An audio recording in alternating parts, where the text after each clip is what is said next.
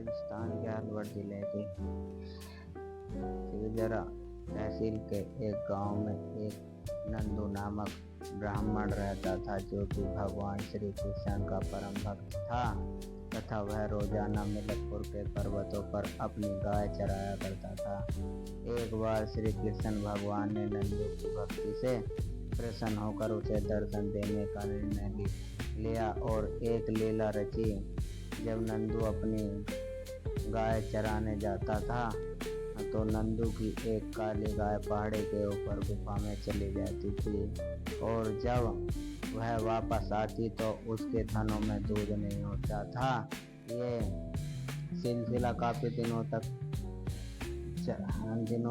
ऐसे ही चलता रहा। एक रोज जब रोजाना की तरह नंदू अपनी गाय चराने गया तो उसकी वह काली गाय गुफा से वापस नहीं लौटी।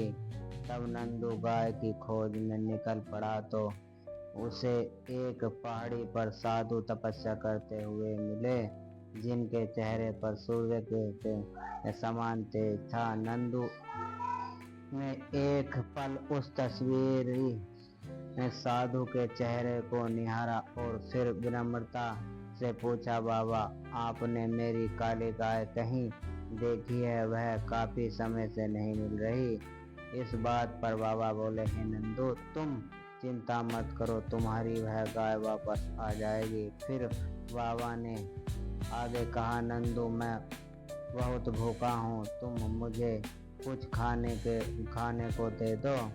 लेकिन बाबा, मेरे पास तो कुछ नहीं है, नंदू ने कहा। तब बाबा नंदू से कहते हैं, नंदू, तुम अपने घर जाओ, वहाँ 2 रोटियां रखी हैं, वही रोटियां मेरे लिए ले आओ। इतना कहकर बाबा नंदू को 3 फल से देते हुए कहते हैं, हे नंदू, ये फल से अपने साथ ले जाओ और जहाँ भी यह फल से गिरे वहाँ देखना।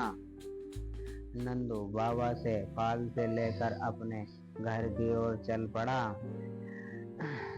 चलते हुए पहला फालसा खोली व मिलकपुर के बीच गिरा तथा दूसरा फालसा मिलकपुर के वहां गिरा जहां आज शिव मंदिर होता है तथा तीसरा फालसा मिलकपुर में वहां गिरा जहां आज अखंड ज्योति है। जब नंदू घर पहुंचा तो देखा कि सचमुच में बाबा जी के कथा अनुसार में 2 रोटियां हैं।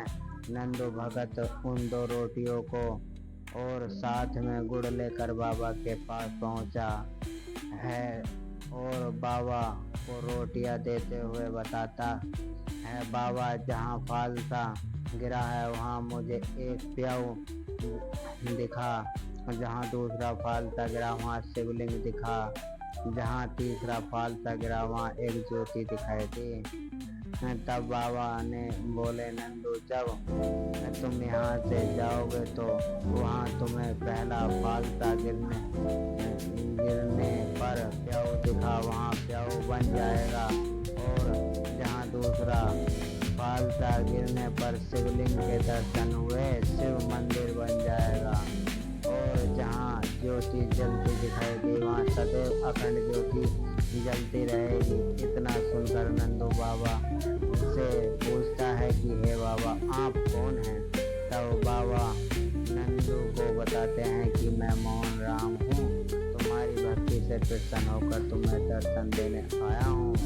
फिर प्रसन्न भाव से नंदू की ओर देखते हुए वरदान